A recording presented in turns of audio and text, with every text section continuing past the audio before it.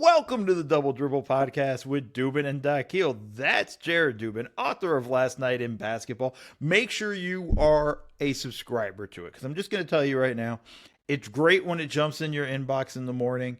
You're able to kind of run through all the stuff that happened in the league. He gives you great insights. I'm telling you, and I'm not just saying it because he's my podcast buddy and he's literally staring right at me as I'm talking about it.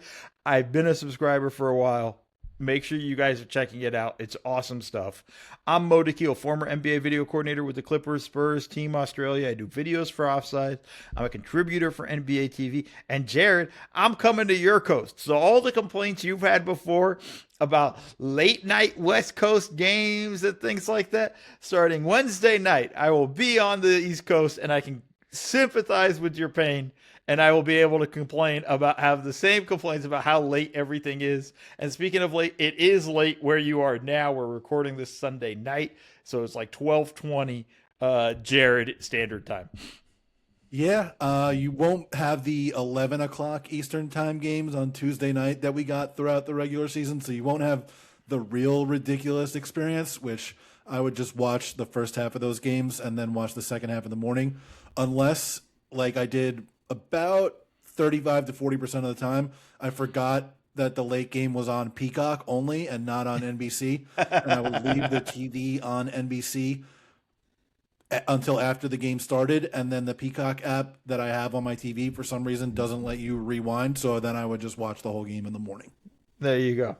And you would just do it that way. Okay, well, fair enough. We should also mention, which I forgot in the intro, we're on the RealGM network. Make sure you guys are rate, review, and subscribing. Give us all the love. Let them know how much you're enjoying the Double Dribble Podcast being on the RealGM network with all of that fun stuff. Jared, we got a packed show. I don't want to kind of BS our way through a lot of things. We got to start, and I'm kind of ranking these sort of in like most surprising order type fashion. And I want to start with maybe the most surprising result so far. We've had almost every series play 4 games. I know you've aired out grievances that we've had 2 series that have not played 4 games.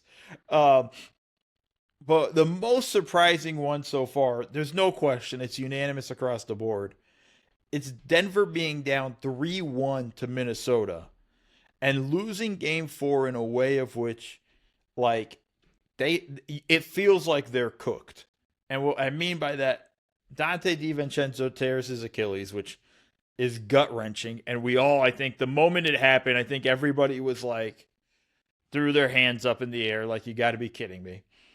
And then, and that's in like the first quarter, right? Was it first minute, quarter? It was like a minute and 13 seconds into the game.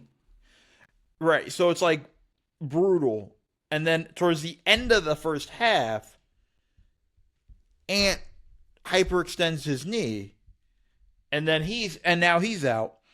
So like you're going into halftime thinking like, dude, the Nuggets are going to beat the crap out of Minnesota at this point. What's Minnesota gonna do? And Minnesota's like, nah, man, that's not how this is going down. And they proceed to just whoop the hell out of the Nuggets. So it's a 3-1 lead. We know there's no Dante. We know there's no Ant in game 5. But, like, this was a phenomenal ass whooping. And the guy we got to talk about is Ayo Dosunmu, who quite literally just single-handedly kind of beat the Nuggets is what it felt like. He was basically, like, engulfed in flames and doing it in a variety of ways, too.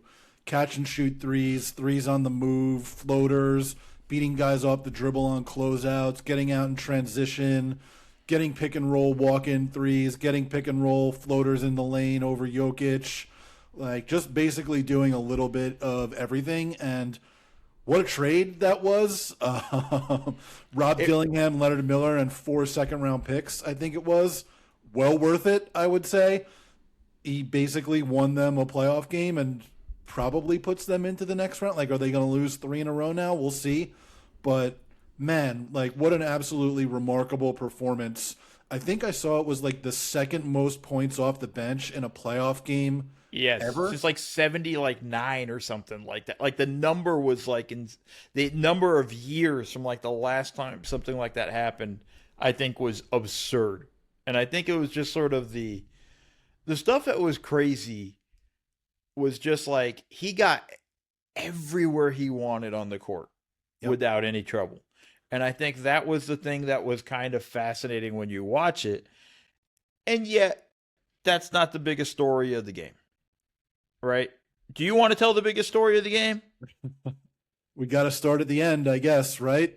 Because, oh man, it was ridiculous. Like, yeah, Jaden McDaniels makes a layup with like 1.7 seconds left when the Wolves are up by 14, and Jokic just goes berserk, goes and runs up to him, shoves him out of bounds. Jaden's like grabbing him in the chest, and the bench is clear, and guys leave their benches to come over to where everybody is in a little bit of a melee or a fracas or a brouhaha or whatever other kind of word that you want to use to describe what was going on there. And yeah, I mean, it's all a little ridiculous to me. Like, if you don't want to get clowned in garbage time, don't get clowned during the portion of the game that is actually competitive. And the Nuggets got clowned during the portion of the game that was competitive. It's their fault. You can't be mad when somebody makes a layup at the end of the game. That's when you get mad. That's when Jokic was. That was the most fight they showed throughout the entire second half. I'll be honest, that's the most fight they've shown across 2 games. They got, I mean, game 3 was kind of embarrassing. Like, here's the thing for me, and this is my honest, like, so I saw they only came down with fines on Jokic, 50 grand. I think Randall got 30 grand. I think did I miss anything 35 else? 35 for Randall. Excuse me, 35. Let's just say this, like, if Beef Stew did something like that, we would say he has a habit of this, tendency of this, he's going to get suspended, right? Like, he got crushed for the Diabate fight in Charlotte and things like that. By the way, rightfully so, I felt like in the way, you know, in that stuff. Why does Jokic get this pass over and over again? I love Jokic as a basketball player. I think he's amazing to watch. But let's just stop with the bullshit. And let's stop hiding the fact that it was campaign, right? In the Phoenix series when he came across, swiped him across the face and at a frustration foul and damn near almost broke the dude's nose in the Phoenix series. It was Markieff Morris, right? Like, he runs into the Markieff, yeah.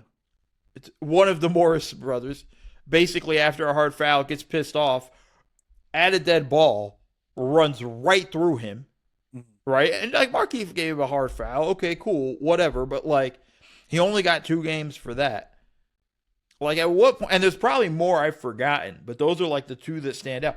And then this shit. With Lou Dort earlier this season, and he gets in Jalen Williams' face right after it, and he's, like, grabbing him by the jersey, too, just like he did with Jaden. Yeah. I'll say this, though. Lou Dort deserved, I mean, like, that deserved to kind of be a. Oh, it absolutely deserved it, but he was ready to throw down with J. Will for sure. But, like, at what point are we going to stop excusing him and allowing him to kind of get away with this? Like, I don't give a shit that it's an elimination game. He started that whole fracas. Like, that's a whole thing. By the way, it almost spilled into the crowd. Did you see the angle of, like, the courtside angle? And there's, like, a woman who's, like, there and sees it happening and runs as far away as she can. Like, or like, runs out of the camera view, at least. It's like, but I'm just like, yo, at some point, you got to start suspending him, like, serious games. And you know what? This should cost.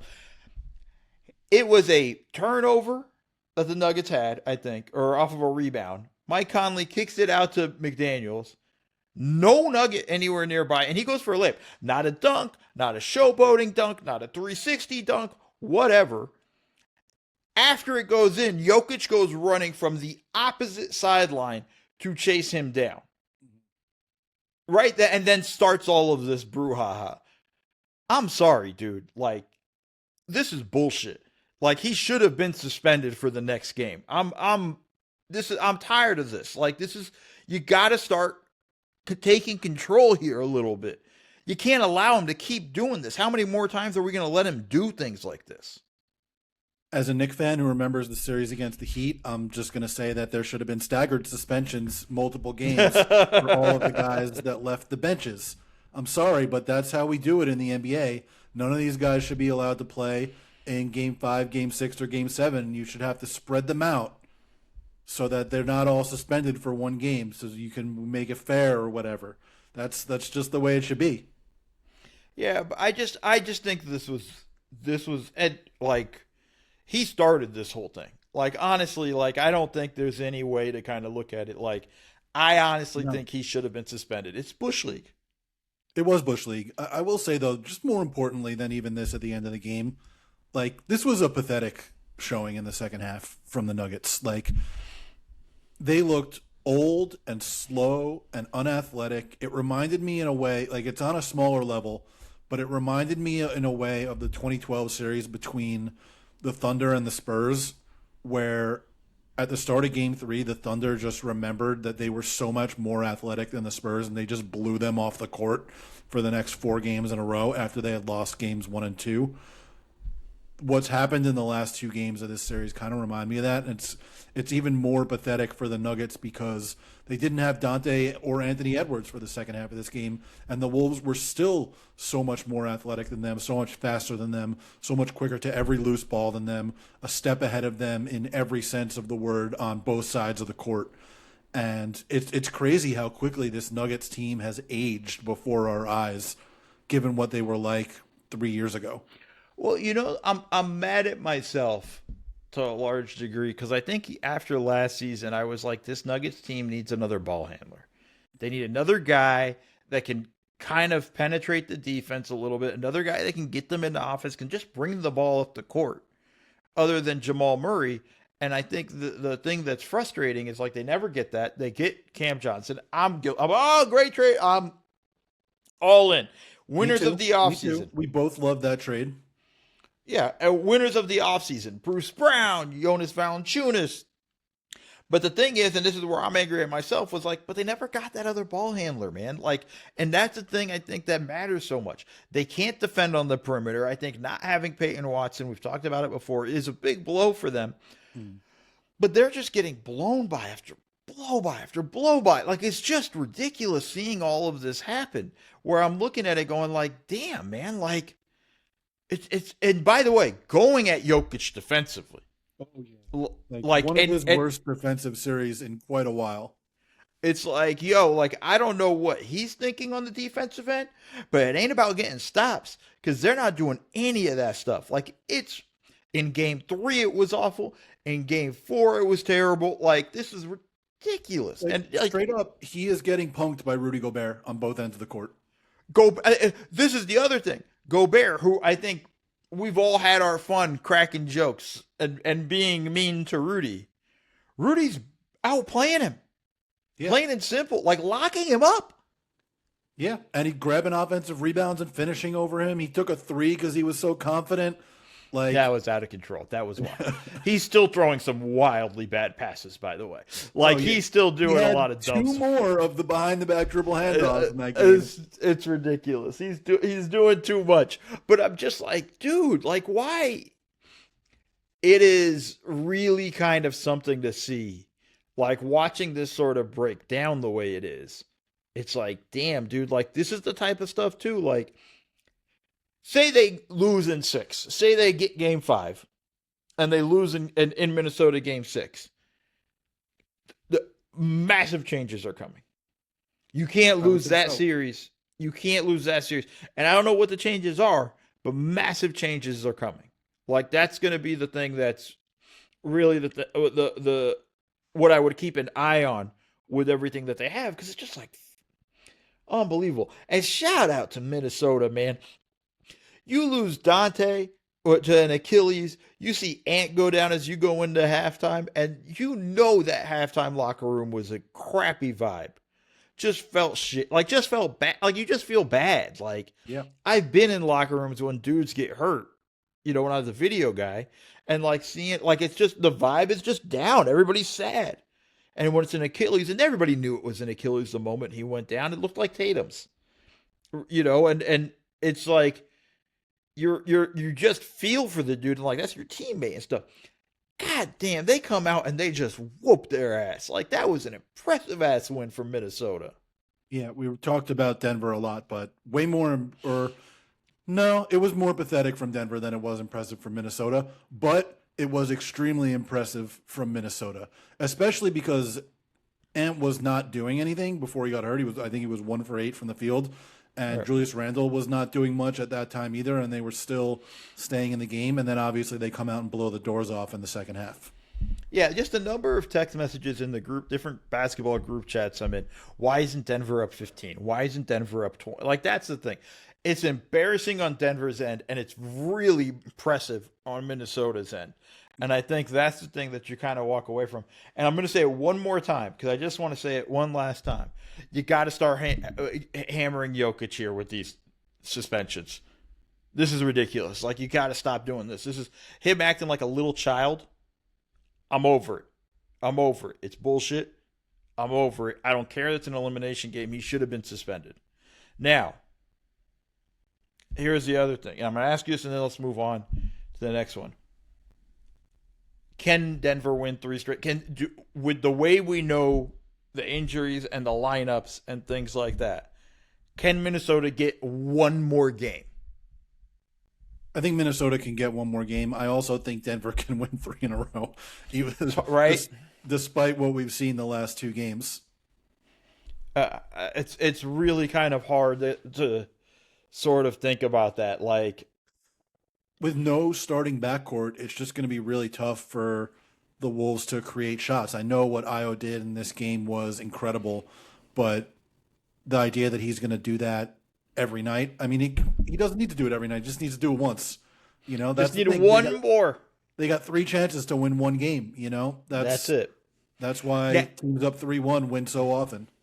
My only concern with that is just don't have that mentality if you're Minnesota. You need to go in here going like game 5 is our game 7. Yeah. Game 5 is game 7 for us. We have to put these guys away. We absolutely have to put these guys away. And if you're Denver, you just signed up for a 7-game series with the way you've played these last 2 games. They were bad in both games. Like, only 11 points in the first quarter. Worse in game 3 than in game 4, incredibly. Yeah, only 11 points in the first quarter of game 3. Like, that thing was over right away. Like, that's embarrassing. Yeah. They should be embarrassed. And Jokic starting a fight is only because he couldn't do one with his teammates, I guess. That I'm just like, this is really something else. Like, I'm so annoyed by that. I don't know because I could see it both ways. I could see Minnesota getting the win somewhere along the way. If it goes to game 7, they're going to lose. They have to win one of the next 2 games. If it goes to 7, Denver will win game 7. And I don't think it'll even be a close game. But the interesting thing is, like, Io can get hot. Now, if I'm Denver, I'm using guys like, Spencer Jones, you are picking up full court. We're just going to tire them out in the backcourt. That's all we're going to do. We're going to tire out their backcourt. We're going to make it so hard for them to get into their offense. But we'll see what happens, man, because Jokic has got to show up and stop being a freaking baby. All right, that's enough for me of my rampage. I texted Jared earlier, folks, just telling him, like, I'm going to go nuts on Jokic. But, it is what it is. Okay. The other thing that's a surprising result, I think I know you and I both we owe an apology to the Toronto Raptors. We do. I think particularly I do, because when you tried to talk about them on the last podcast, I said that we shouldn't talk about that series. Yeah, that's pretty. And they've responded. 2 wins. Amazingly, I don't know. Like, I think this again is a situation where it might have been more pathetic from the Cavs than impressive from the Raptors, because the Raptors shot 32% from the field, 13% from 3, and they won. It was one of the ugliest shooting performances from both sides we've ever seen in a playoff game. Like, this was like, this set basketball back a little bit. Like, this was embarrassing, like, watching this game. The shooting was awful. But I just want to say, the thing that was impressive for me about Toronto, because I think Toronto's game 3 was more impressive than game 4. Well, Right? it would They have got to be because Game 4 was the ugliest thing I've ever seen in my life. Nobody should be proud of that. Nobody should be hanging that one in the loop. Like, but was there good defense played in that game? Yes, but also everyone was missing open threes. Everyone was missing layups. Like the Cavs Both turned sides. the ball over 27, not actually 27. I think it was 17 times. I gotta bring up the box. Yeah, 17 times. Harden had more turnovers than baskets, which I saw over the last 2 games, right? Each of the last 2 games. I saw someone posted somewhere earlier today that he has like 40-something playoff games with more turnovers than baskets. That can't be accurate. I kind of think it could be accurate. Just the way Harden sort of plays and things like that. Like, it wouldn't shock me at all, Jared. It wouldn't be a thing. But this is the stuff. This is also why we always say you can't trust the Cavs. Like, this is the thing right here. Like, this is why I don't mess with them. Like, I'm still laughing. They shot 13% from 3 and 1. They started the game 0 for 13 from 3. I know. It's amazing. Jacoby Walter starts the game and he goes 0 for 9 from the field, 0 for 8 from 3. Like, I can't even imagine it. From Jacoby Walter and Jamal Shed, they went 0 for 13 combined. Like, I can't. Jamal Shed goes 1 of 6, 0 for 5 from 3, plus 15. Like, I can't. Like, I don't know what else to say. If you're Cleveland, it's like, what are we doing here? Like, why are we? Donovan Mitchell performance through the first 3 quarters of the game was like performance art. It was so bad. And then at a certain point, I was like, oh, well, it looks like the Cavs are going to win this game. I'm going to have to hand it to Donovan Mitchell for his 4th quarter after like literally taking a poop on the floor for the first 3 quarters of the game. And then at the end, the Raptors actually come back with 2 really good defensive plays to force Donovan Mitchell into a miss on the drive, and then another one into a miss when he wanted to get for the game-tying 3-pointer. He got kind of locked up and stepped back into a really bad 3 that he probably didn't need to take. I hated that shot. They had a timeout left. Honestly, I thought he could even get a quick 2, and I know friend of the pod, Seth Partnow somewhere, has woken up in his sleep with somebody saying quick 2. But they had enough time to get a quick 2 foul, or just call a better timeout. 3 than that. Like, even if you're not going to go, you can get a better 3 than that. Take another dribble it inside, try to get a kick out to somebody. But you didn't have to settle for what he did. It was pretty, like, the thing I want to say, though, Colin Murray-Boyles, oh my God, was awesome in both games.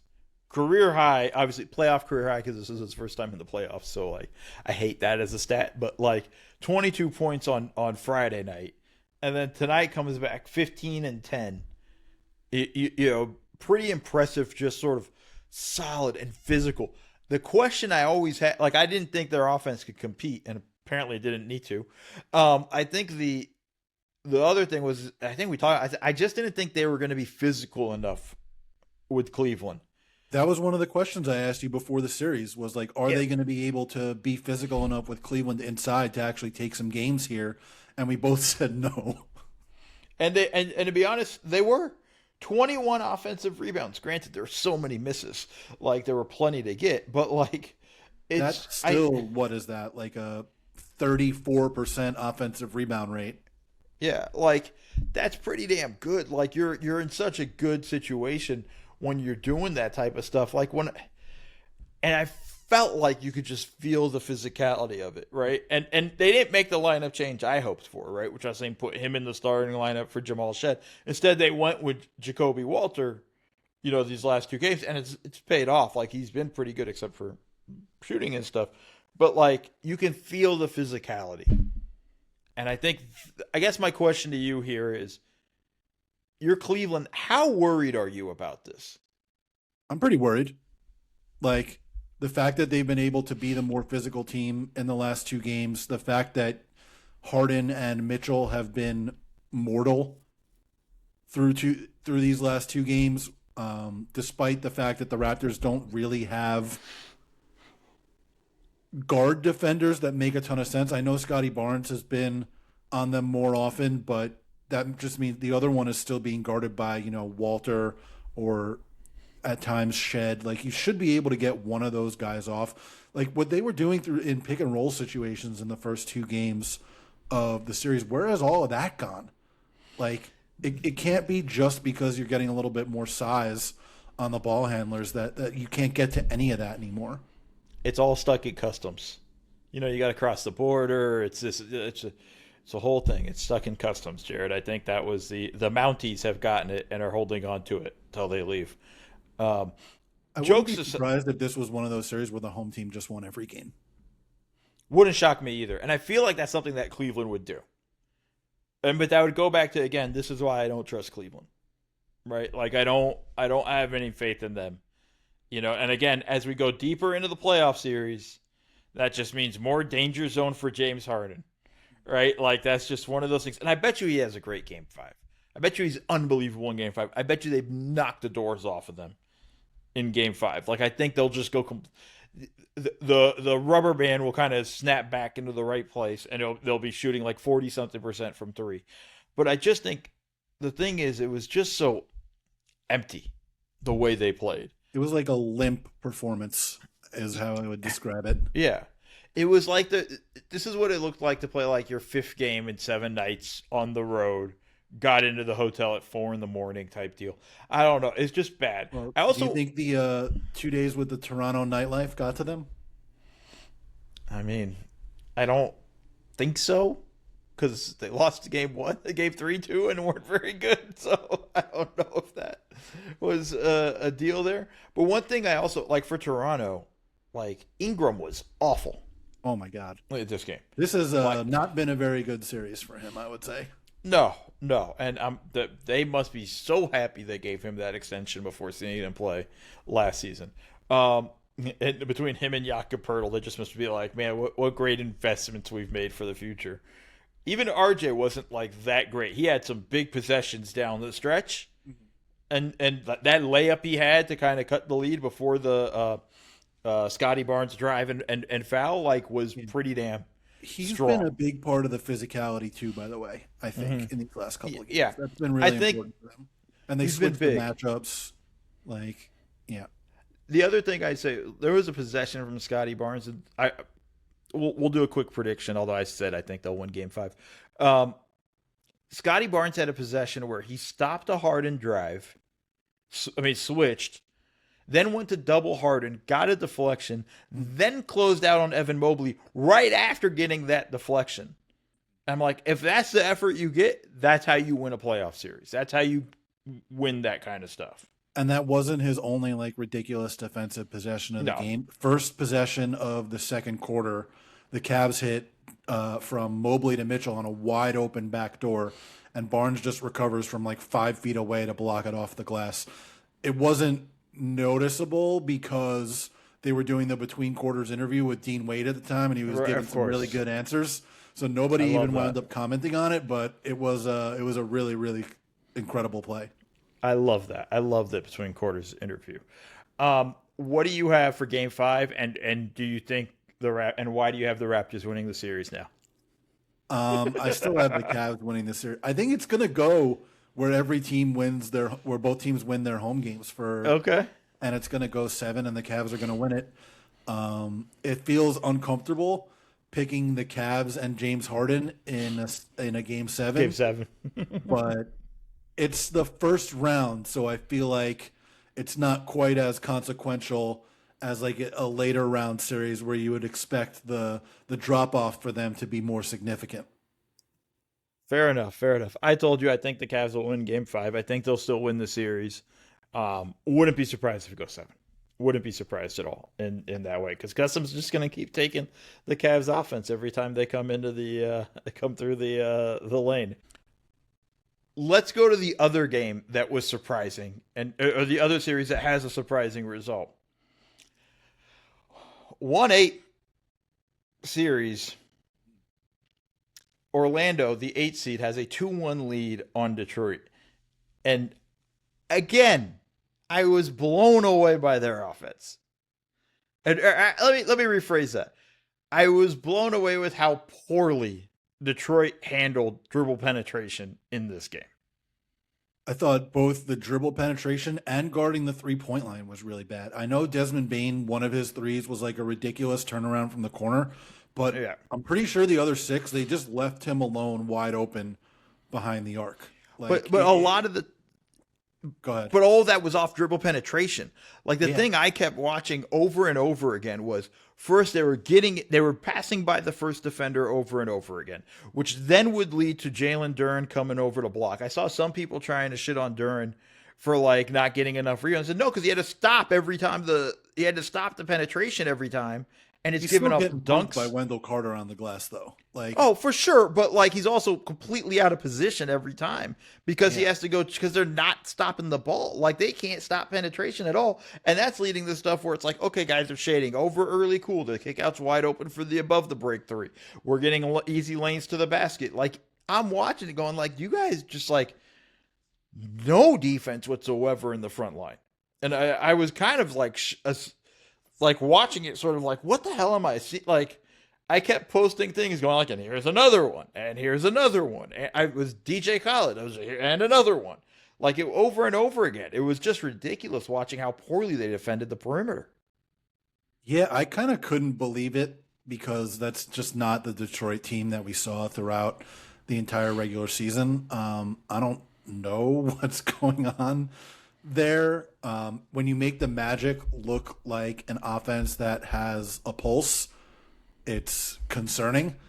I know that the Magic are obviously healthier now than they have been or were through most of the regular season, but it's not like these guys are A+ creators, like they got a bunch of like B- to B+ creators from the perimeter for their positions, and they're doing an A-level job of getting getting past the first layer of defense and getting the Pistons into their rotations, and they're not rotating fast enough to get to the next guy either, and that's creating those open threes, and they're getting inside the paint every single time. Yeah, that's the thing. And to the Duren question of it is like, I mean, he's lost in this series for sure. Wendell Carter is like I said it about the like Rudy and Jokic. Wendell Carter is punking Jalen Duren on both ends of the court. There were a couple of sequences where he got offensive rebounds and put it right back in over his head. Like he's making plays on the short roll. He had 3 assists in this game, 17 rebounds, 8 offensive rebounds, man. That's insane. Like That's insane. that can't happen. That can't happen, but I think I would put the offensive rebounds more on he ends up in rotation over and over again, like Duren does, right? Duren has to rotate over because these dudes cannot defend along the perimeter, and then boom, that's where it opens all up. But again, it's at the same time, it's just like because they're not getting anybody that's dropping down and taking Duren's like no help the helper is helping at all. The helper defense has been atrocious, especially or it was in particular in this game. There was a clip I posted where it was like I think Cade was the low man, Asur was the high man, and they just let the roll man roll completely through. Nobody, so it was Carter. Carter rolls. Duren has to rotate over on the drive because they couldn't contain the drive on the pick and roll. Nobody's tagging his guy. And that's where Carter gets the offensive rebound. Like you're screwed. You're just screwed over and over again, especially if these guys don't put a body on him. I'm shocked by this. And then it leads me to this, and I'm going to ask you this question. This might be a bit unfair. Is JB Bickerstaff a great 82-game coach but a bad 16-game coach? I was texting with a friend during the game who was talking about how the Pistons, he was like, are the Pistons the most overrated 1 seed of all time? And I said, it's not that unusual for a JB Bickerstaff team to overperform expectations during the regular season and then underperform relative to the expectations that the regular season set in the postseason. And I think that is kind of happening here. I mean, if they lose this series, that's legitimately going to be hanging on him for a while. Like it's the same staff. He took his staff with him from Cleveland to Detroit, right? It's almost the same staff. And it's at the same time, you're just looking at it going like, dude, You're getting a rep here. And it's like, this is some poor coaching. This is some wildly just bad stuff. Okay, last question for this series, and then I have two questions. One's a prediction, so that's not really fair, but who's the fight that's going to happen in game 4? Because we're definitely getting an actual fight, and we know Isaiah Stewart's one of them. Well, he almost got into one in this game. Yes. Right? And then he got benched for Paul Reed in the second half for a brief period of time. Which was weird. I still think it's Stewart and Bane. Like, those are the two guys that are, like, that's what I predicted after game 1, and I'm going to predict it again after game 3. I'm going Paolo. Stewart and Paolo. I think that's coming. I just think it's coming. Now, Bane's going to come flying in off the top rope. You know what I mean? Like, he's going to come in to get involved, but I think that's what's going to somehow start it between those two. I wouldn't sleep on a Duren Carter thing either, but something's coming in this series. We've had too much going on, and the 1 seed's getting kind of embarrassed. All right, real quick prediction. Do you think the Pistons will come back and win this series? It's only 2-1. They win tomorrow. Everything comes back to they got home court again. Yeah. I do think that the Pistons will come back and win the series. Like, I just have so much more faith in their defense than what we've seen through 2 of the 3 games so far. Like, it's so uncharacteristic for what we saw from them during the regular season, and it's uncharacteristic for what we saw from Orlando's offense during the regular season. I gotta feel like those things bounce back into place. That said, the offense is concerning. Like, especially if Cade isn't gonna tear apart the coverage like he did in the second half of game 1 and when he was actually going off, and even though the Magic still won that game, or like they did in the third quarter of game 2, like it does concern me. I'm going with the Orlando Magic are going to win this series. It's not often that we disagree, so this is good. I think I'm going with that. I think, and you know it's weird for me to be saying this, but I think they've kind of figured themselves out finally. They were a punching bag the entire season. And deservedly so. But, like, I think they've kind of figured it out. Understanding a little bit the rotations we need to play. They're getting decent minutes from De Silva. They're getting decent minutes from Kane. They're getting, like, rotation minutes from those guys that helps them. And they're understanding, like, how they need to play, how they need to attack. And the other thing is, I don't think they're afraid at all of anything Detroit has. Like, I just don't think they look at it going like, nah, we're good. Like, we're fine. Like, Danis Jenkins only getting 7 minutes. Like, that seems like that's over. Right? The Jenkins sort of run seems over. They're playing Karis LeVert for, like, Detroit is desperately trying to figure out who to play. Yeah. And I think that's a massive 23 problem. Javonte Green minutes in this game. That seems like a red flag. You know, and it's like, I just think at the end of the day, I think Orlando knows exactly who they need to play. It's a shorter rotation. They're just like, hey, these are the guys we're rolling with. This is how we do it. And I think they're gonna save Jamal Mosley's job. I don't know if that's a good thing, by the way. I don't know if in the long run, but like, I think they're gonna win this series now. I might flip my prediction, but how ridiculous is the next series going to be between whoever comes out of this Cavs Raptors series and whoever comes out of this big series? This is the thing that's crazy. Going back to the Cavs, this should have been a cakewalk to the conference finals. Just on paper, you should have been like, this team should win and go straight to the conference finals. They should beat Toronto in 5. They should beat whoever they're playing next, maybe in 6. It's going to be a battle. Detroit's good, and Orlando can be physical and things like that. But, like, it's wild that this is where they're at now. And now they're in a 6-game series, possibly even 7. So I think that's the thing that's pretty interesting with that second round for both of these playoff teams, playoff series. All right, we're going to take a quick break, and then we're going to be back and we're going to talk about some of the other playoff series. And this, by the way, is going to be a long episode, folks. And we're back, folks. And listen, I'm telling you now, it's going to be a long show. We got a lot of playoff games to talk about, so brace yourselves. We're going right now to Atlanta, New York. Series is 2-2. And this one is really interesting because game 3 caused so much consternation in Knicks Nation that it was, first off, we're texting each other going like, another terrible coaching job. No Brunson, no Cat lineups. It's kind of amazing. And give Atlanta a ton of credit, dude. They were awesome in game 3. The Knicks still almost stole it. Yeah. That was the other thing. The Knicks almost... Well, that's just talent disparity. Like, that's why this shouldn't have been as close as it is. I can't believe that they lost that game after the Brunson and one to put them up by 3. Unbelievable. It's just unbelievable, man. Like, just the way... This is the Knicks. I actually had dinner with I had family dinner tonight, and I was sitting with my brother-in-law, who's from New York and a Knicks fan, and he's just like, man, we're a cursed franchise. Like, we'll choke. We're just going to choke. I'm not. He was so crushed after game 3 that it didn't even matter that they won game 4. I will say, like, when you look at the 4 games of this series now, the Knicks have been up big in 3 of the 4 games, and if they didn't completely shit away game 2, we would be looking at this series very, very differently right now. Very differently. We would just be like, oh, this is great. They're going to be in a position, like, they're going to, whatever, game 5, knock Atlanta out, get ready for the Celtics. All of that.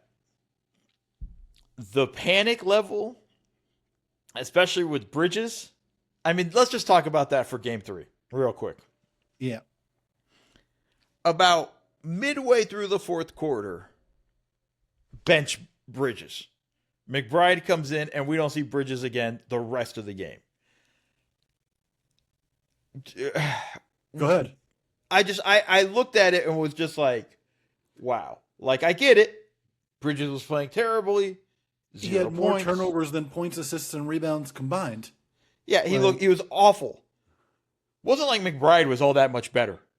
Well, he was in the 4th quarter.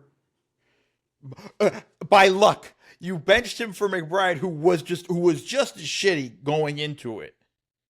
I just think at the end of the day, I'm just looking at Mike Brown going like, do you know who's on your roster? Well, he certainly did in game 4 when things were a whole lot better and a whole lot cleaner.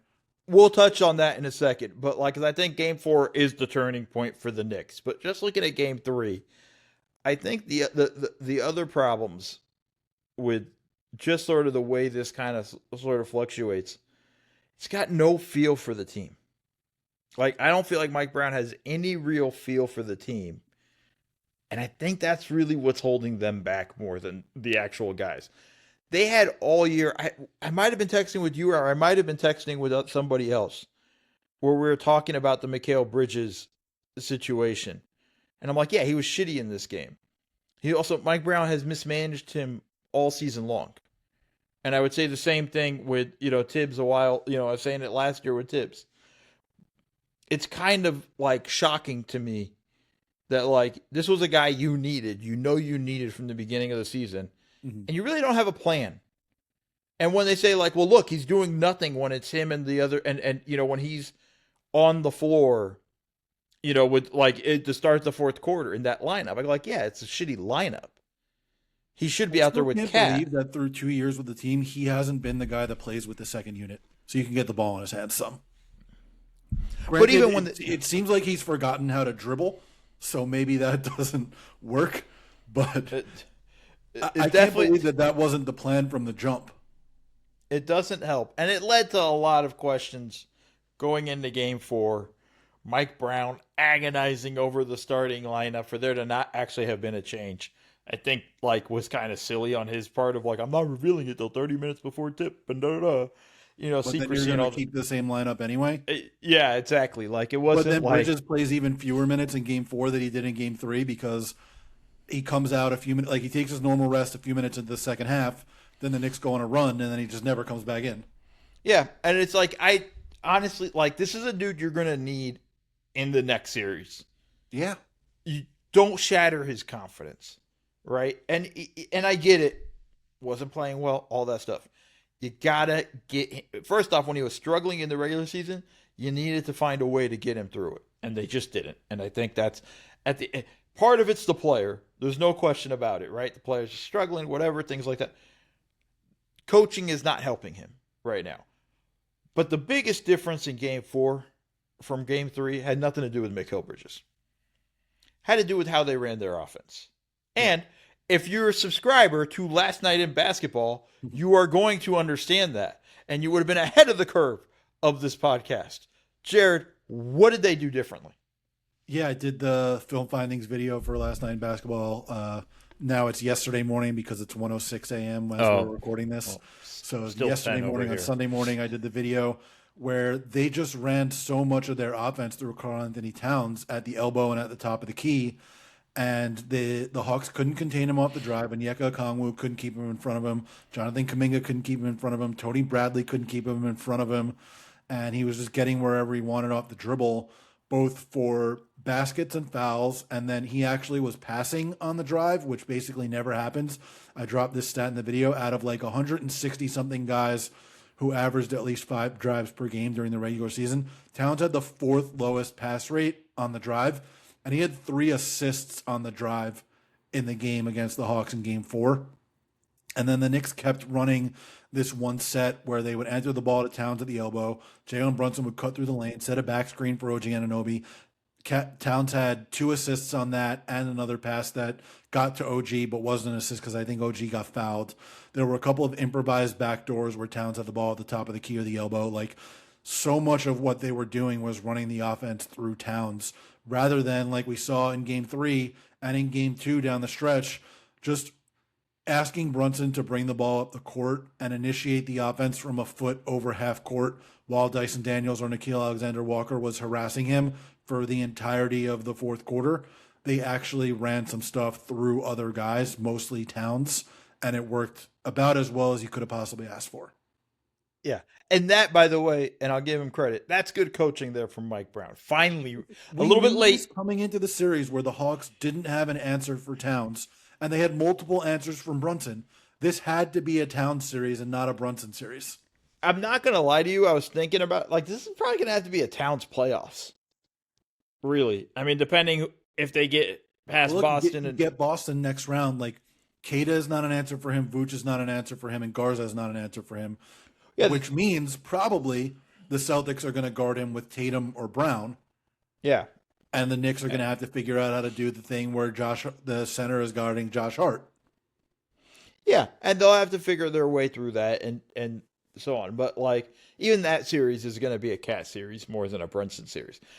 It is frustrating when it took 4 games to get there for the coach to figure it out, but they got there.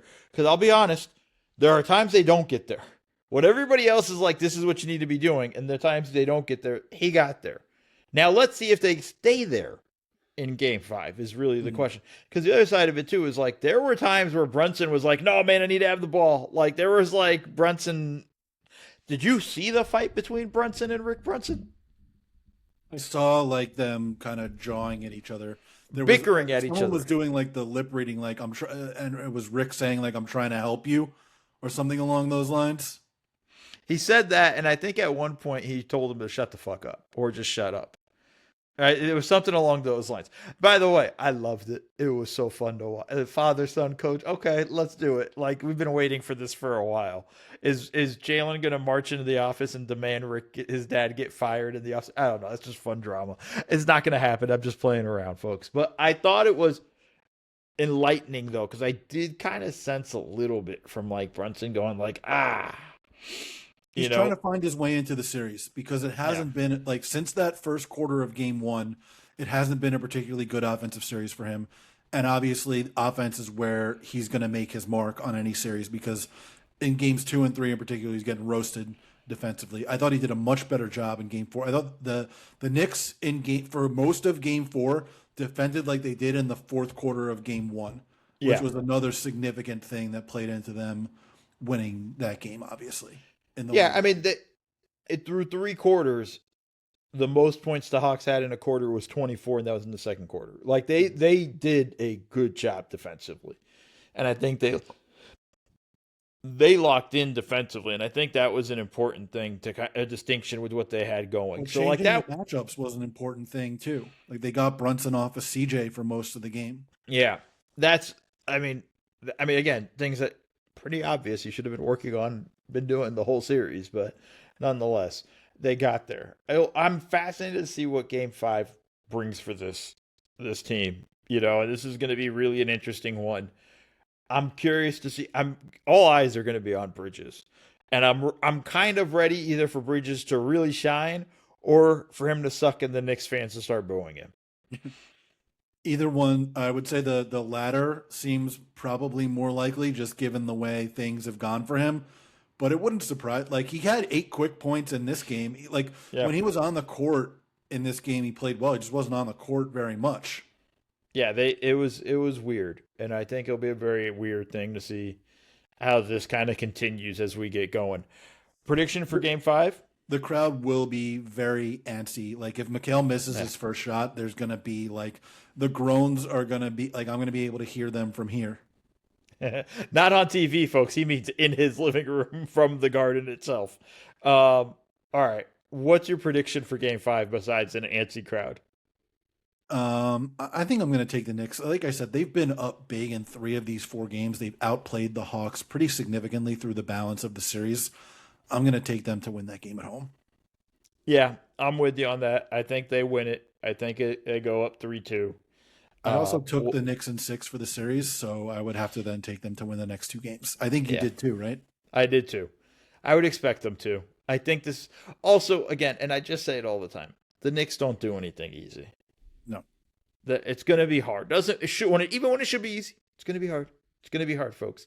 All right, I want to go to the series I'm kind of, I think, most interested in, and that's San Antonio, Portland. And I want to just talk Game 3 real quick because no Victor Wembanyama out with the concussion, which I think I was a little bit more like, I think he might find a way to play. And you were like, hell no, you're crazy. You turned out to be right. Although it really did come close. Like, I think it was like it came down to the wire. Yeah, it felt like they really were considering it. And you know what? Dylan Harper said, man, you don't need it. We don't need him. Not for Game 3. That was one of the most impressive performances I've seen from a rookie in the playoffs in a long, long, long ass time. Yeah, the third quarter in particular and the start of the fourth quarter too, just literally getting it anywhere that he wanted at every opportunity, going right, going left, whatever he wanted to get, he was getting there. Castle too was unbelievable. Like Castle had 33 in that game, and it was overshadowed by what Harper was doing. Yeah, I know. It was kind of insane. Harper, where I really kind of jumped up off the couch and did the Leo from Once Upon a Time in Hollywood meme pointing at the TV, when he spun off Drew Holiday in transition. Oh boy. And by the way, I don't know what the numbers say, but I bet you Scoot's numbers shit the bed after he got that technical for taunting Harper. Like, just don't do that, dude. Like, you've been great, but don't do that. And he was awful today. We'll get to Game 4 in a second, but that was a great win for the Spurs in Game 3 because they were down, man. The fact they come back and win this game is crazy impressive. They were down big in both games and came back and won them. I wasn't as worried in Game 4. And you have the text message to prove it. But I wasn't as worried. But like Game 3, I was watching it going like, man, they're struggling. Scoot's hitting all these shots. Drew Holiday's making everything. They're rolling. Like without Wemby, it's going to be a bit difficult. Then he looks like he's got everything going. But then they just went nuts. And Castle's 33 was amazing, but I think Harper's 25 kind of took them over the top in the sense of like that really riled them up. Oh God, I almost forgot the dunk he had along the baseline. Ooh. Holy shit, man! Like I'm still thinking about it. Like this is 2 games. This is a game later, and I'm like, damn, man. Like that dunk was amazing. I will say too, just like to compare and contrast, and this can sort of transition us into Game 4. Those 2 guys picked up where De'Aaron Fox was not particularly good during that stretch where they were making their comeback. Turns out De'Aaron Fox is still really good because look what he did in the fourth quarter of Game 4. He was unbelievable. Just the patience that he displayed in pick and roll situations, in isolation situations, getting to his step backs, getting downhill, ball fakes in and around the lane. He had one play where he comes around a pick and roll, draws the help towards him with an extra dribble, like a backward step dribble to the left elbow, whips a pass across the court to, I think it was DiVincenzo for a three on the right wing. Like the game on Keldon Johnson. Like, it was Keldon Johnson. You're talking about the fourth quarter, right? Yeah, in the fourth quarter. Was it Keldon? It was Keldon. Got it. Then he had a different one to Vassell on the right wing earlier in the game. Yeah, he had the game on a string for them. And it turns out that all three guards are good, and you don't need to bury one of them every time one of them has a good game and another one doesn't. Like Harper was 1 for 6 in Game 4. We're not going to bury him, are we? Like we don't have to pretend that Fox isn't good because he didn't have a good game in Game 3. He was awesome in Game 4. He's the reason why they won Game 4. I mean, That's like it was they were kind of playing back and forth. I think they were up like 2 when he went on that run you're talking about. And it's a series of things. I posted a video on Offside, and I kind of just showed those real quick. And it's like takes Robert Williams to the hole on one possession, takes Jeremy Grant to the hole, spins back fadeaway. Next possession is the 3 on Robert Williams, who just got beat, so he's hanging back a little bit. So that's that step back 3. Then he hits the Keldon Johnson on the pick and roll, which he comes off the high screen from Cornette, crossbacks, pulls Williams towards him, waits a beat, lets Cornette roll, knowing that Kamara's got to come in and tag him and come off Johnson, and then whips the pass to Johnson, and he drills the 3. I mean, it was like watching this stuff, and I was just like, as you said, game on a string is probably the perfect way to describe it. Like, he completely had this thing locked in, was ready to roll. Like, I was kind of like, damn, dude, like, he got this pretty well handled. It was impressive watching the way it kind of broke out. Wemby had 27 points, 12 rebounds, 3 assists, 4 steals, and 7 blocks. And I still feel like Fox was the best player on the court in the second half. Yeah, and part of the reason was like in the fourth quarter, because I'm with you. I agree with you on that. A lot of Wemby stuff were lobs from Castle. Yeah. Right? And Fox. Area 51 was on one today. Oh, yeah. And we're going to talk about Portland's defense, because I just got to tell you right now. Denny Advia's defense in this game was atrocious. He spent more time arguing with the refs about fouls than he did trying to defend anybody. It was like, Jokic spent more time angry at Jaden McDaniels for scoring than he did for their buckets through the first however many 47 minutes and 48 seconds, 47 minutes and 58 seconds of the game. Denny spent more time yelling at the refs for fouls than he did doing literally anything on defense. And it was like, and the play that crystallizes it more than anything to me was, and this is also freakish. This is how good Wemby is. When he's coming off a wide pin down, you actually have to top block it. Yeah. Right? And like but Denny is playing it, like Denny's the guy who's supposed to be giving the low help to cover for the back door. He is nowhere in sight. Nowhere in sight. And then Castle comes down. Wemby cuts back door. It's the lob over the top. Like, this is one of those things I watched. I was just like, damn, man. Did you see the other one where he gets the pin down and there's a video? Tiago Splitter calls out the play before it happens. He's like, horns down. And he tells Shaedon Sharpe, Wemby's going to get this screen right here. Step up and take it. And then the exact screen happens, and Wemby goes in, he curls into the middle of the lane, gets an easy dunk, and Shaden's like, my fault, and Tiago calls a timeout right away. Yeah. And by the way, just so you know, that's the thing about coaching that's so incredibly frustrating. Like, I'll tell you as a video guy, we've gone through a play multiple times in practice. We've gone through it in film. I've put the same clip in there 4 different times. We showed it to you at practice. We showed it to you at shoot around. We showed it to you at pregame.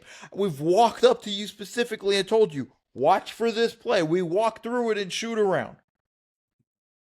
They still score. Like, you lose your mind. Like, it's frustrating. So, like, I felt Tiago's pain on that, and it was in the first quarter, and that was the same play, a wide pin down, and that's why they top blocked it this time to force him to go down, but the help wasn't there because Denny was out there just not paying attention. It was wild. We also had a little bit of a kerfuffle in this one, and I loved it. It was so fun. It's like under 3 minutes. It's like, I think it's like 2:30 left in the game. Castle's bringing the ball up against Denny. I want to just tell you clearly, Denny fouls him like 12 times on. Oh my God, that's what I was saying. I put bringing it up. I was like, Obdia fouls Castle 3 times. and then before the last foul, right? And then, like, he gets beat, and then from behind he swipes down, trying to get at the ball. I didn't think it was anything malicious. Trying to get at the ball. Castle gets the end one. Castle gets the ball and puts it right in Denny's chest, and then becomes a shoving match. And then he got activated. Like, he looked like it was over for a second. Then he starts running over and starts really, chirping at him, like Tiago's got to push him away. And then you have, by the way, I always love that Corliss Williamson's on the bench for the Spurs. I love it. Nasty. Like, Big Nasty, you're not doing anything. Big Nasty's there. He's taking Castle away. It was funny. It was a small little kerfuffle, but I liked there being a little bit more feistiness and more fight there on both sides. Predictions for Game 5? I'll take the Spurs. I took the Spurs before the series, so I've got to take them to win Game 5. I think I had the Spurs in 5. I just thought Portland would get one game in Portland, not get the game in San Antonio. Didn't think they'd get Game 2. That's the only difference there. Before we move on, though, do you have any thoughts on the effect of T-shirts versus towels? I do not.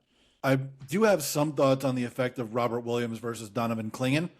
And our buddy Sean Heiken wrote in his newsletter that they should start Robert Williams in Game 5, and I feel like he's probably right. I think he probably will be starting Game 5. I also don't think he'll make that big of a difference.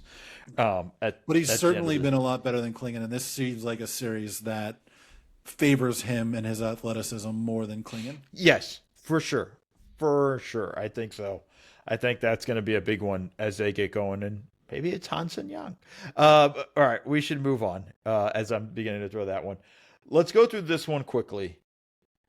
Oklahoma City versus Phoenix.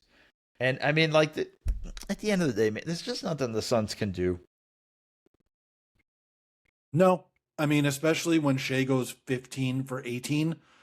Like, the shooting display that he put on and the dribbling display that he put on to get to his spots inside the lane was mesmerizing, I would say, is the best word for it.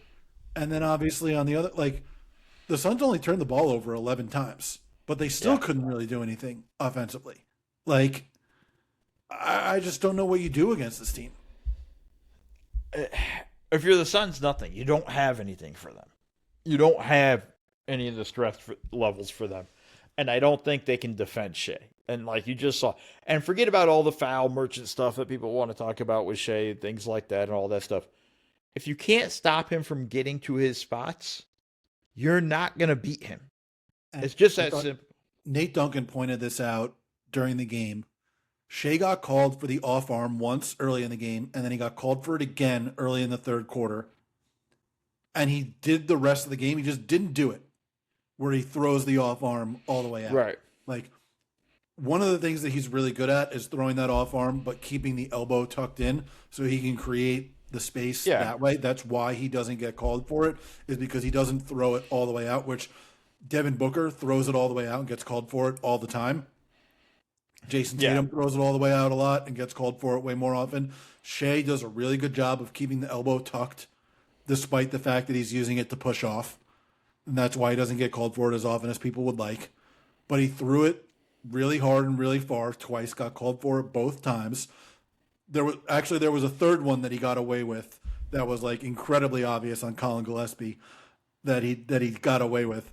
But for the rest of the game, he just wasn't throwing it at all. And he was still getting wherever he wanted and still hitting these pull-ups and step backs. It was spectacular. Yeah, it just if you can't stop him from getting to the spots, it's over. And I don't think they have much for anything else. They don't have any real front court, right? Front court size. That's why Chet, Hartenstein, those guys can hurt them in that sense. And they listen to credit Phoenix, they freaking battled in this game. They really were trying to keep this thing tight. It's just when you're at that talent disparity, man, you're kind of screwed. They hit the Oso Ighodaro roll a few times, and I was like, hey, we got something going here. And then in the second half, it just completely went away. Yeah. Well, that's the thing, right? Like, okay, cool. You can get it for a half with them, but the Thunder will just think it through. At halftime, they'll make the adjustment they need to make and take that stuff completely away from you. I think they kind of got themselves a little bit screwed. I'm not as interested in that series, if you can tell by my analysis. That series is over. That series is done. It should be. I will be very pissed off if the Thunder blow Game 4 on what is now today for you, and still a little while for me for tomorrow. But we're going to take a quick break, and then we're going to come back, and then we're going to wrap up the playoffs, and then I'm going to let Jared go to bed.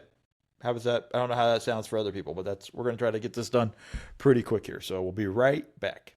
And we are back. Jared, I'm going to be honest to the listeners. I'm going to be honest with everybody. I've watched every playoff game, and except the last two. Man, like I kind of was watching Boston Philly, but I was working on some videos, and I had a family dinner, so I basically missed all of Lakers Houston. I saw the score of Lakers Houston at dinner. What the hell happened, and why do I have to watch Houston again? So I will be honest with the listeners also, and the viewers that are seeing our mugs on Spotify and YouTube. When you go down 3-0 in a series, I don't actually take game notes for Game 4. Because if you don't show up for the series, I don't take notes for your funeral. If you make it a 3-1 series, then I'll take my regular game notes for Game 5 because it's an actual potential series here. So I don't have the full play-by-play of what happened, but the Lakers started off the game actually with a lead early on. And I was like, okay, maybe this is going to be a series where the Rockets or a game where the Rockets get put out of their misery. But by the end of the first quarter, it's like a 2-point game or a 4-point game or something along those lines. And it actually stays a close game. Or the Rockets were winning, actually, at the end of the first quarter. And then it stays actually a close game until maybe 3 or 4 minutes left in the first half. The Rockets go on another run to stretch the lead to 9 at halftime. And then in the third quarter, they just completely blow the doors off the Lakers. I mean, the Lakers had 23 turnovers in this game. They made 5 threes, but 4 of them were in garbage time. Through the competitive portion of the game, they made 1 3. And they were in the middle of the third quarter, they were like 1 for 9 from 3. They weren't even getting threes off. Like, it was pretty ridiculous. Reed Shepherd actually made his shots. Dorian Finney-Smith contributed. I know he went 0 for 2 in the game, but he had a sick block. At one point, Tari Eason was making threes. Like, Şengün was getting his post-ups. Got to the free throw line a bunch of times. Amen Thompson was significantly better in this game. I don't know why he played 41 minutes in this game, by the way. Like, they won the game. They were winning the game, going away. I don't know why he needed to be in the game down the stretch, but Josh Okogie comes off the bench and contributes. Like, what was mildly interesting about this game, actually, which was not really anything that happened, but there was a point in the first half where Bronny drives the left baseline and gets an assist to, I can't remember if it was Ayton or Jackson Hayes, and then a couple of possessions later, he drives along the right side and gets an assist to Rui Hachimura on the wing, and I was like, you know what? He's a perfectly acceptable guy to have taken in the mid-50s, and all of the consternation about it. Like, there are way worse reasons to draft a guy than because your dad is the best player on the team at the time we drafted you, and he doesn't kill you when he's on the court. It's perfectly okay to have him out there for a 2 or 3 minute stint at the start of the second second quarter of a playoff game. I don't know why we needed to go so crazy about it. Like if he's developed into a guy who isn't killing you when he's on the court, that's a lot more than you could say for most of the guys drafted in the mid 50s. Like, is he actively helping? Not usually, but if he's not killing you out there, that's more than you could say of most of the guys drafted in that position. Yeah, and first off, I'll veer a little bit off course here. Not as frustrating as the Rams' 13th pick overall of Ty Simpson because Les Snead is close to Ty Simpson's dad and wanted to make sure that he got taken care of. They need Ty Simpson to play a significant role in a couple of years. The Lakers just need Bronny to be out there and not kill them, and they only need that because their two best players got hurt. We could have done better. I'm just telling you, Jared, for the Rams. But ultimately, you're right about that with Bronny. I think that's important in that distinction. For me, I mean, it was I'm shocked the Rockets won this game with the way they lost game 3, which might have been the most boneheaded, bone-crushing way to lose a game in the playoffs. To the point where even like Ime had nothing. I've been critical of Ime as a coach. Ime had nothing to say in the press conference afterwards, and I agree. And you know what? He didn't have anything to do with the way they lost that game. Nothing. Had nothing to do with it. They literally just shit the bed. Jabari Smith throws the turnover to Marcus Smart, who gets, and then Jayshawn Tate fouls him. Oh my God. As he's shooting a 3. And then on top of that, then Reed Shepard just freaking gets the tap around from LeBron, which perfectly goes to Smart, and then finally then LeBron hits the 3. Like it was the fact that Lakers almost had overtime, almost had it before regulation. I thought LeBron's shot was going in. I thought it was in 100%. So it was like that was stunning. But to their credit, because look, dude, it is so hard as the home team down 0-3 in a series to get up for game 4. And then all the news with KD start, that whole drama. Like, KD doesn't even show up for game 3. Like, what was that?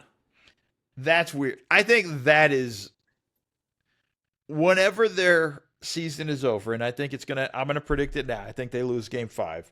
Whenever their season is over, the notebook dump of the season, as I think it's Brian Curtis likes to call it from the Ringer. Yeah. And now you tell us? Yeah, like when we get that, it's going to be fascinating. Yeah. Because Speaking of KD and that, by the way, I got to say one more thing about game 4. Go. So DeAndre Ayton, basically the only guy on the Lakers playing well. He has 19 and 10 in the middle of the third quarter, and he gets ejected for a flagrant foul on Şengün, which should not have been a flagrant 2. Like a flagrant 1, yeah, he kind of elbows him in the face. Flagrant 2, ridiculous. But then you see when Ayton gets thrown out, you see KD get off the bench and start waving goodbye to him. Like, dude, you're down 0-3. You're not playing. You didn't show up to the last game. You're waving this guy goodbye. I was like, what is going on here? That's wild. That's pretty impressive to have done that overall. I wonder, so let me ask you, I have these 2 questions for you, and then let's move on to the last series, and then you can go to bed, Jared. And then you have done the yeoman's type of work in getting this all done, and then I will try to produce the podcast properly. Sorry to the Real GM Network folks that you got to deal with me tonight. Let's do it this way. Is Kevin Durant on the team next year? I think so. Okay. I think that they fire Ime. Well, that was the next question. Was if are they gonna fire Ime? So you're gonna take Ime. So let me throw in a third question. Is there a different point guard on the team next year? Well, Van Vliet. But are they going to trade for Giannis? I feel like it's going to be them or Cleveland at this point. All right. It's going to be interesting, but they're definitely going to be in the running for Giannis. I think that's going to be. Or if the Knicks lose this series to the Hawks, then it might be them. God, Milwaukee's just like, ooh, I love all this consternation with all these other teams. Like, I can see, by the way, I think KD's gone and I think Ime's gone. I think they're just going to Where's be KD like, going next? Like, you know what? Miami thinking they can get him for like 25 cents on the dollar. Like, I think there's going to be something along those lines. Like, it's just not looked good. Like, no, the way this has gone, and we've killed Ime quite a bit, especially during these playoff series. But it has not, like, the KD experience has not gone well this season, and pretty much since the All Star break, since the alleged burner stuff, the body language has been bad. It's been all awful. It's been quite brutal in the way this thing has gone. Like, I could only, if they're keeping both of those guys, then I'm almost positive they're trading for Giannis. But I don't know how this kind of continues to play out. I think Ime has gotten exposed as a coach, and I think KD. I mean, we see all the stuff about KD everywhere he goes. It's misery and things like that, and all that stuff. Like, I get it. I'm also gonna just tell you, he's still an unbelievable freaking basketball player. Like, it's like it's he's still amazing as a ball player. I think it's the other stuff that becomes a bit of a problem. But yeah, it's frustrating. All right, we're gonna end with this. Boston, Philadelphia. Joel Embiid comes back from appendicitis. I was happy to see him come back. yeah, Didn't matter. no, Complete ass and whooping. he scored eight. He had their first 8 points of the game, Yeah. I think. And Yeah, then it was. he went like he was 3 for 3. I think he started, and then he was like 3 for 12 before he made another shot. But he wound up with 26, 10, and 6. But the Celtics were just targeting him every trip down the court Yeah. offensively, and they got whatever they wanted whenever they wanted. By the way, the metronome again, when the Celtics shoot 38% from three or better, you are not going to beat them. They're 37-1 when they do that now. They shot 45% from three in this game. Peyton Pritchard went off. Tatum, after a rough first half, went off. Jaylen Brown made a few threes in the third quarter. Baylor Shireman knocks down a couple threes. Like, it got ugly for the Sixers defensively. They just had absolutely no answer, whether it was they were running everything directly at Embiid or they were running everything directly at Drummond. Like, there was no hope defensively. Yeah, I think it's just, they're dead in the water. It's hard to kind of look at them and feel like there's any sort of, I don't want to say fight, because they're definitely, like, they're putting up a fight, but they're just so outgunned. At the end of the day, Embiid's coming back from appendicitis. He's not in game shape or anything like that. It's, they just, again, it always comes down to, like, they just don't have the talent level. And the Celtics have all the answers for this series. They have all the answers. And when Peyton Pritchard comes off the bench, hits you with 32, goes 6 of 12 from three. I thought he had one of those, his traditional end of quarter threes. He did have an end of quarter. He had another 2 at the shot clock buzzer. He led the league and made shots in the last 4 seconds of the shot clock this year. He had 89 of them. Jalen Brunson was second place with 78. Yeah, so it's pretty brutal when you look at the way this kind of just plays out. And when you lose the rebounding battle, 51-25. Or excuse me, 51-30. Like you're not winning the game. The 3-point shooting, as you said, obviously is a big thing. But, like, the other thing that I liked about the threes that they got in this game, and we talked about it before, they shot 53 threes. Almost all of them were off dribble penetration, or at least early on. Like, it was all dribble penetration, boom, kick. Whereas, like, when the threes go awry for the Celtics, it's really when it's okay. I'm gonna get my shit off. Right. I'm gonna come off the screen. ISO, sidestep, step back. Like, it's got to be drive kick, swing, drive kick, swing, and then the occasional, like, Tatum or Brown in isolation or Pritchard in isolation.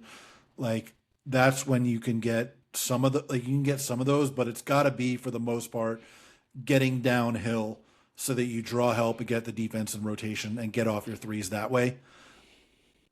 Yeah, it's just brutal. Like, and to the Celtics, this is what makes them a nightmare.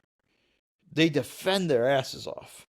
They're so good defensively, and then they just and it makes up for everything on the offensive end. They're just a tough ass team, man. At the end of the day, that's all I really have. I don't have too much to say. I think this thing's going to be over in 5. Admirable effort from Philly. They took a game which I didn't think. I had Boston sweeping. This is one of those things too where I look at the team that lost, going like, man, screw you guys. Now I got to watch you one more game. Like, this is like, come on, man. Like, looking at you, Lakers, looking at you, Boston. Like, you guys needed to finish your series earlier. And if Phoenix pulls off the miracle, I'm adding OKC to the list. Jared, is there anything else you want to end with, or do you just want to go to bed now? I kind of want to go to bed, to be honest with you. It's 1:42 in the morning. Yeah. Why don't you go to bed? Thank you so much, folks, for listening to the Double Dribble Podcast. See y'all.